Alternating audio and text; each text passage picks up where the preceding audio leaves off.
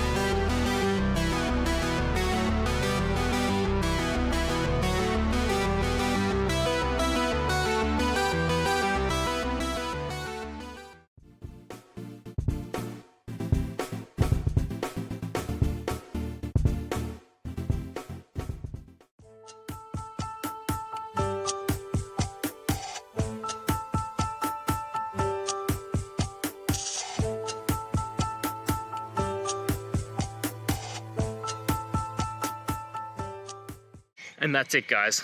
I hope that video helped find the resolution you're looking for. If it did, please, I'd appreciate it if you could hit subscribe.